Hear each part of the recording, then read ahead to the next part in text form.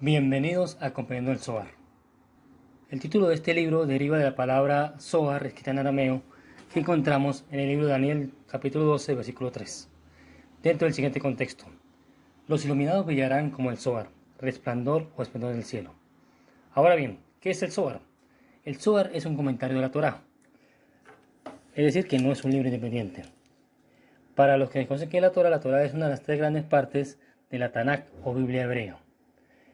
El Tanakh son los acrónimos de Torah, que significa ley, Nevim, profetas, y Ketuvim, que significa escritos.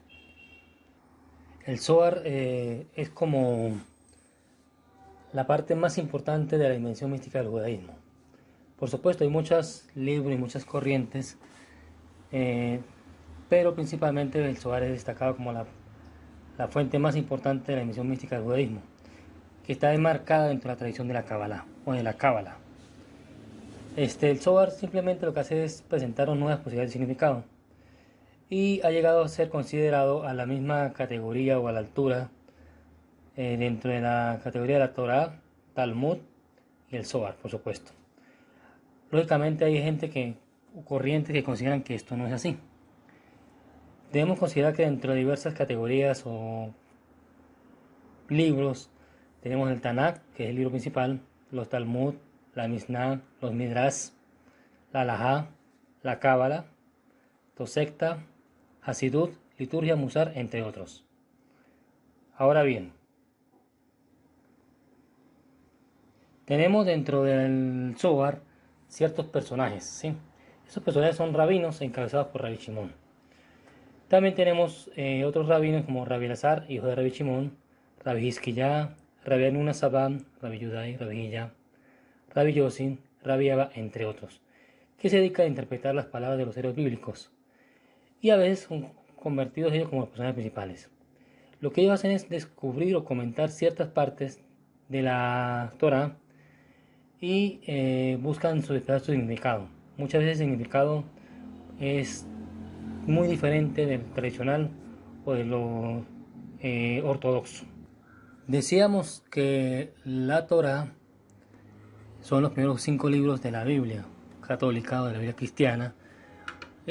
También son los primeros 5 libros de la Biblia hebraica, de la Biblia hebrea, que está compuesta por el Génesis, el Éxodo, Levítico, Números y Deuteronomio. Siguiendo esta lógica, esta estructura, tenemos que considerar que el Zohar es un libro dependiente de la Torá. Y las porciones, las partes o las secciones o divisiones llamadas parachas en hebreo, han sido siguiendo las parachas de la Torá. Específicamente son 54 parachats. Sabemos que generalmente las semanas del año tienen 52 semanas y hay veces que 2 de esas parachas son leídas para completar el ciclo anual.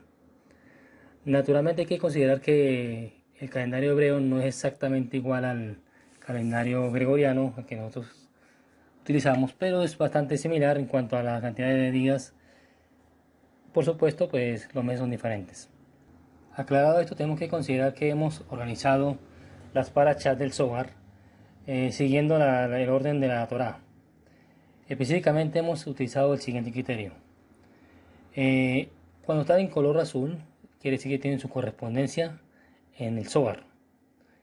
Como aquí veremos en esta página, tenemos las parachas del Génesis, todas están en azul. La única cuestión que hay que tomar importancia es que la parte inicial, la primera parachat, se llama Hagdamat Sefer Zohar, que es introducción al Zohar, no es una parachat que como tal, es la introducción. Y es considerada de vital importancia porque nos da varias ideas que nos pueden servir y que debemos tener en cuenta que no tiene su correspondencia en la Torá. También tenemos las parachas correspondientes al libro del Éxodo. Como ustedes observarán, aquí tenemos 3 subrayas con color violeta que realmente no son parachas de la Torá, son comentarios sobre esa parachat. Repetimos, el criterio utilizado es que cuando tiene una correspondencia en el Zohar, aquí le hemos agregado en color azul y le hemos agregado inicialmente la palabra parachat. En el caso de Levítico, todas tienen su correspondencia con respecto a la Torá y al Zohar, pero hay que respecto al libro de los números, aquí tenemos en nuestra diapositiva colores azules, que es correspondiente, colores violeta, y color rojo sin el nombre Parashat. El color rojo quiere decir que la Parashat existe en la Torah, pero en la edición que estamos basándonos no tiene su correspondencia en el Zohar.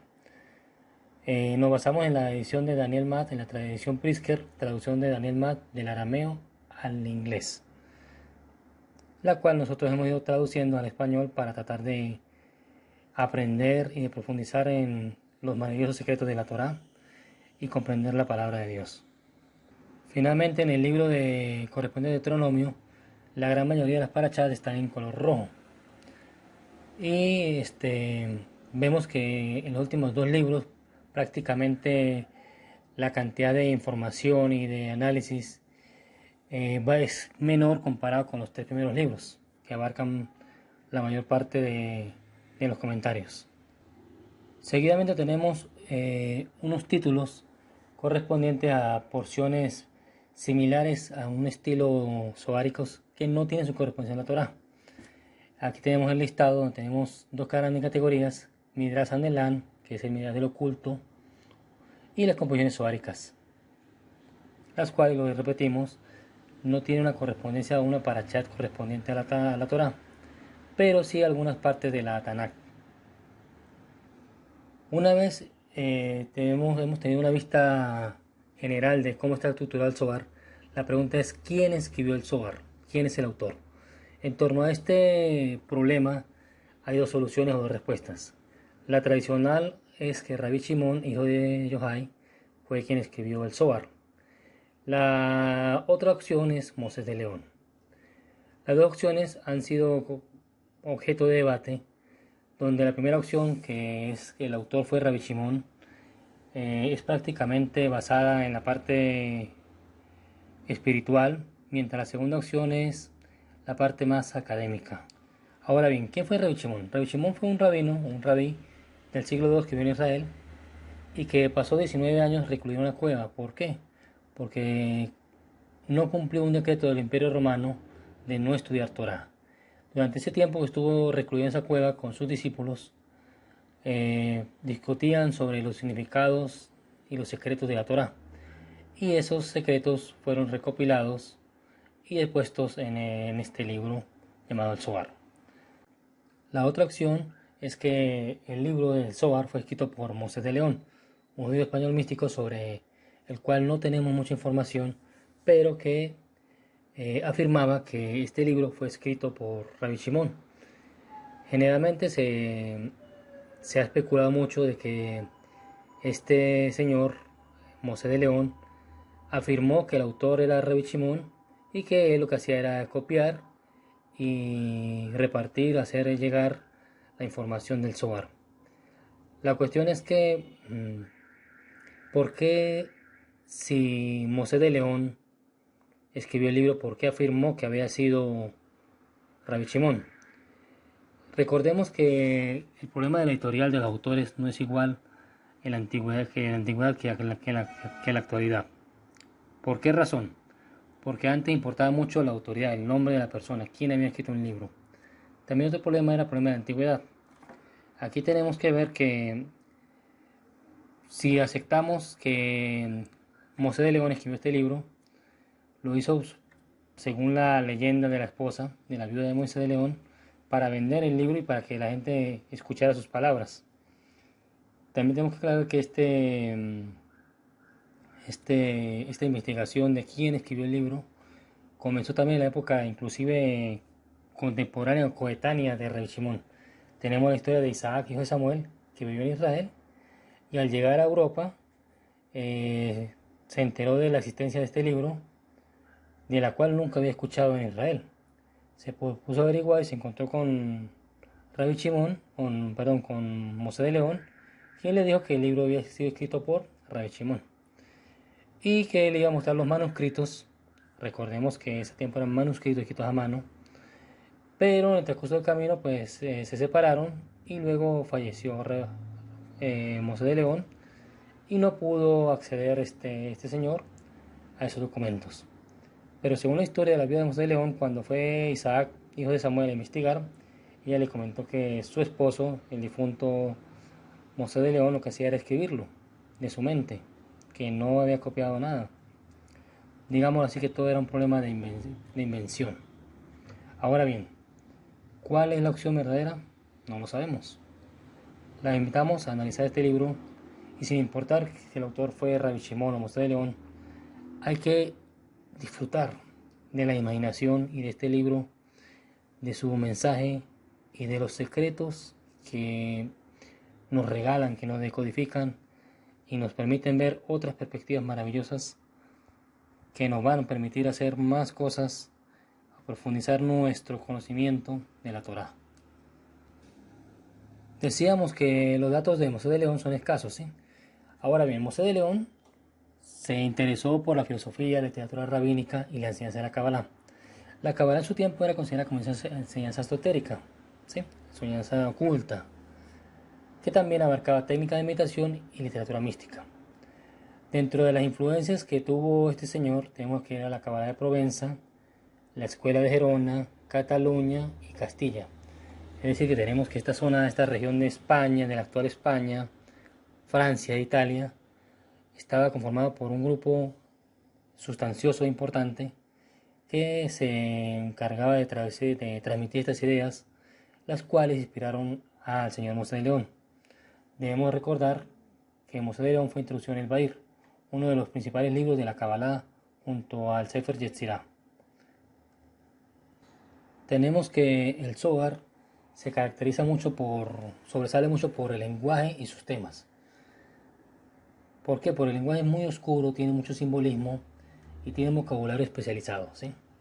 Lo cual, aunque trata de mostrarnos nuevos significados, también tiene escondido ciertas cosas. Parece más sugerir que decir. Hay que considerar, tomar en cuenta que la Torah fue escrita en hebreo y algunas partes de arameo, ¿sí? Pero generalmente el idioma principal es de la Tanakh, de la Tanakh, es el hebreo. Ahora bien, el Zohar fue escrito en arameo. ¿Por qué fue escrito en un idioma? La Torah es un idioma y el Zohar en otro. Según cuentan las tradiciones, las leyendas, de que era para que los ángeles no supieran lo que estaba escrito ahí.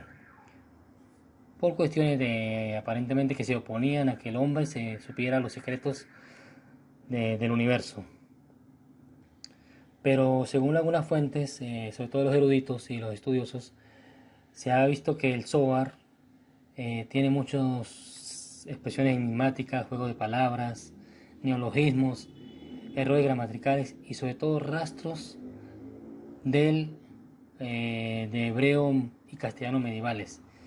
Es decir, que todo parece indicar que este libro no es un libro tan antiguo, sino que es un libro de la época medieval. Todo parece indicar que fue escrito por Rabbi Shimon. Pero como dicen muchos, la cuestión es leer, entender el libro, meditarlo, estudiarlo, y solamente así podremos tener una respuesta. Según la tradición, pues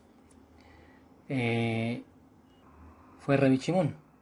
Ahora bien, uno de los principales retos de este maravilloso libro es cómo hacer el texto que sea accesible, comprensible para las personas, sobre todo quienes no somos judíos, no tenemos no sabemos ni el idioma, ni tenemos el fundamento, el trasfondo, el contexto de toda esa tradición.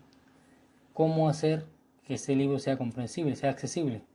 Para ello nos hemos valido de comentarios y notas que encontramos principalmente en la traducción de Daniel Matt.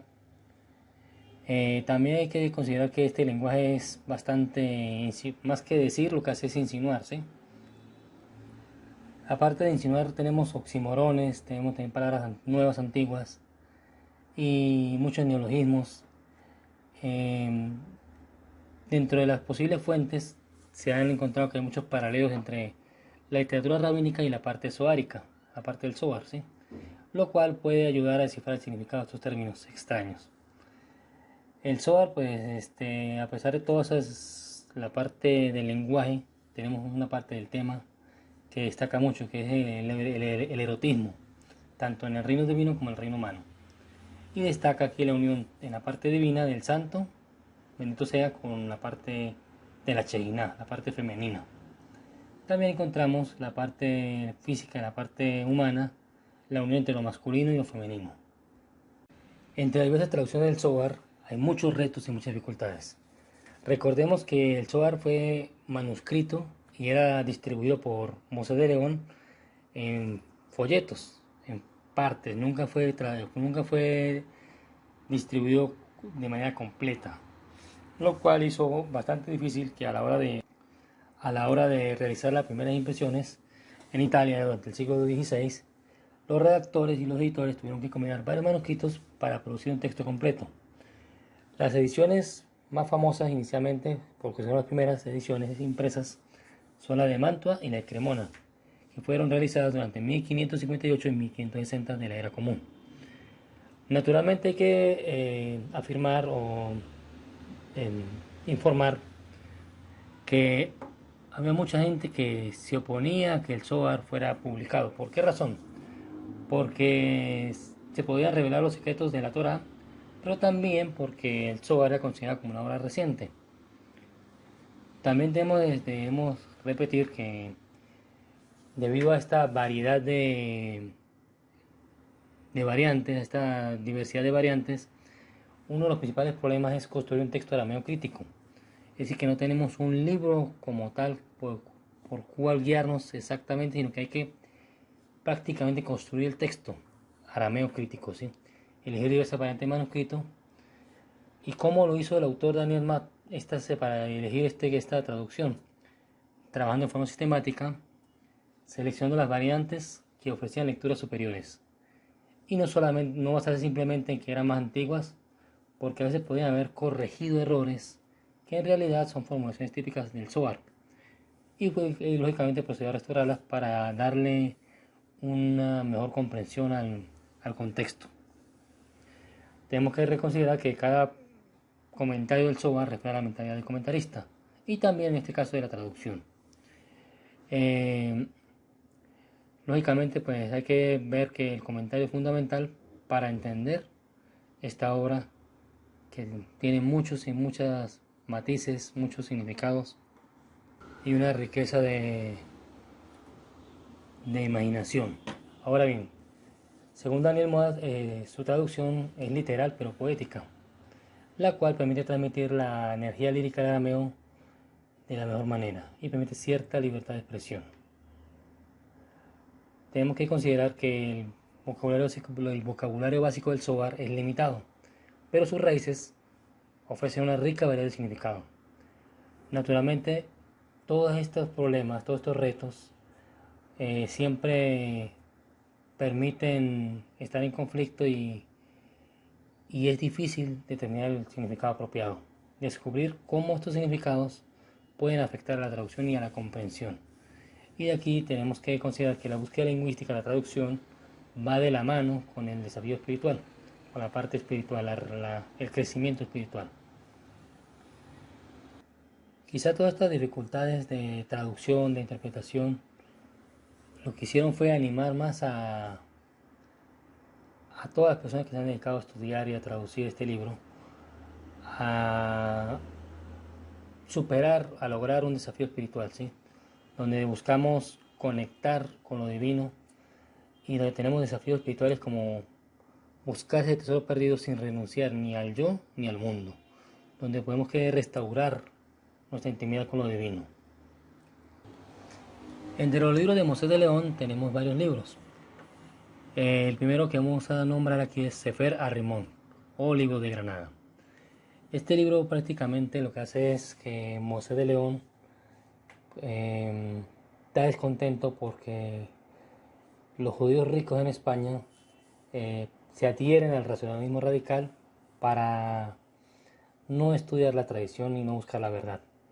Entonces él lo que hace es está descontento con la actitud arrogante de estos racionalistas radicales, pero también con los tradicionalistas, porque no han hecho nada para evitar esta situación o para subsanarla. Otro libro también que tenemos es Or Zarua, Sembrando Luz.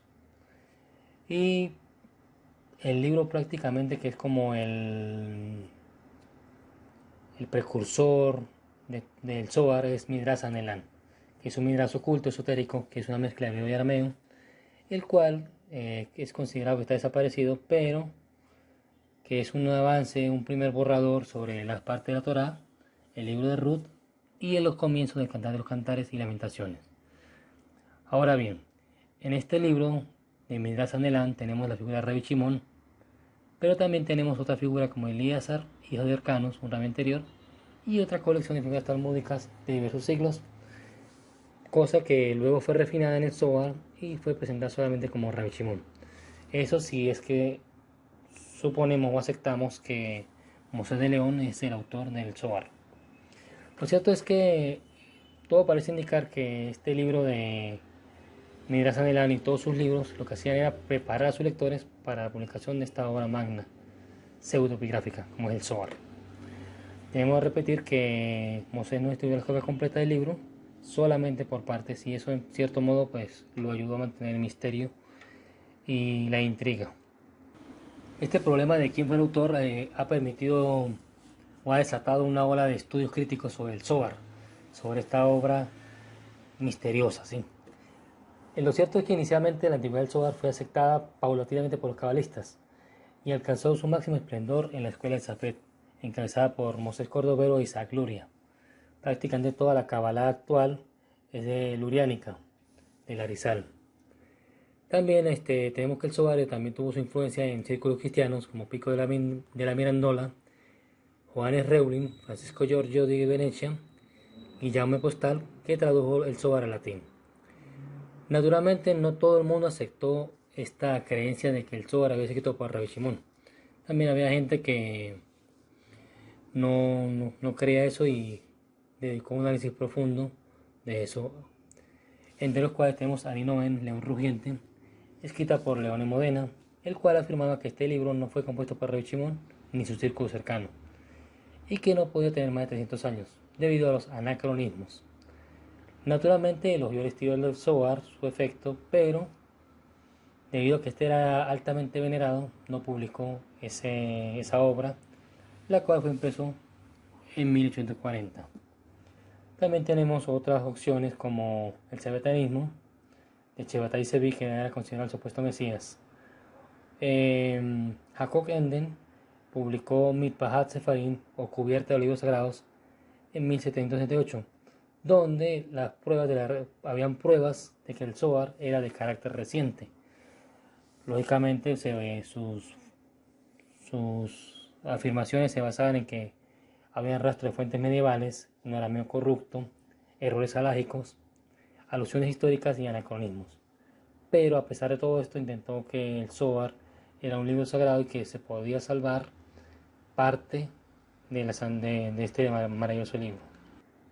Jacob Enden tenemos que reconocerlo como la persona que echó las bases para la investigación moderna del Zohar, con esta comparación y estos métodos para analizar este libro. También hubo naturalmente gente que en sus análisis no estaba muy de acuerdo con este libro.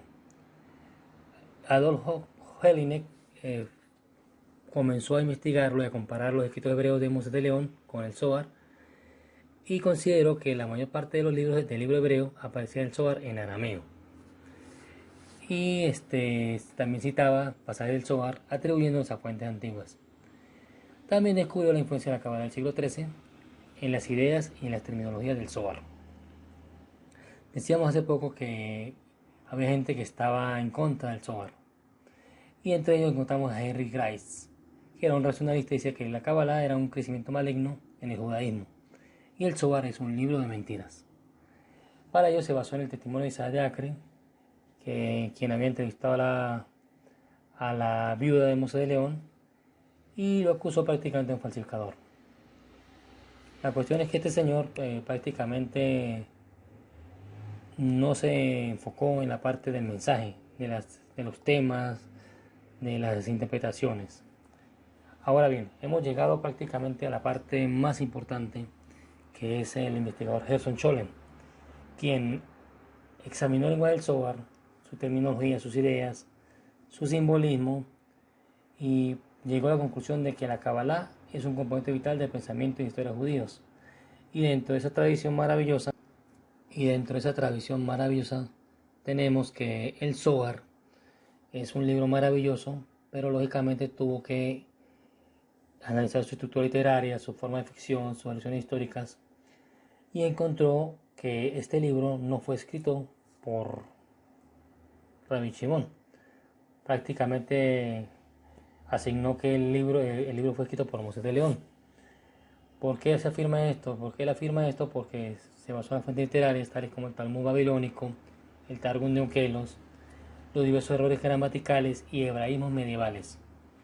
Un análisis minucioso de todos los escritos de Mosés de León, comparando el hebreo de Moisés con su arameo, con el arameo del Zohar específicamente, el cual tiene la misma forma, la misma sintaxis extraña, los mismos significados y las mismas formas gramaticales incorrectas. Es decir, que el autor, según Gerson Scholem, fue Mosés de León. Uno de los discípulos más sobresalientes de Mosés de León fue Isaiah Tisby, quien fue un paso más allá y en su libro Mishnat HaZohar, o la sabiduría del Zohar, realizó unas traducciones, pero lo hizo por temas y no por parachats. En conclusión, pues, según Daniel Matt y mucha parte de los críticos, tenemos que considerar que los tradicionalistas sienten que los hallazgos de la erudición y la investigación crítica están socavando o disminuyendo la santidad de este libro. Pero según Daniel Matt, pues esto no es así, que la idea es comprender cuándo, cómo y por qué fue escrito el Zohar, lo que ha hecho que solamente aumente el precio, el aprecio de cada uno de ellos por este libro maravilloso, por un libro que vale la pena estudiar, que vale la pena comprender y que de alguna manera u otra nos va a ayudar a ver otras perspectivas sobre la Torá.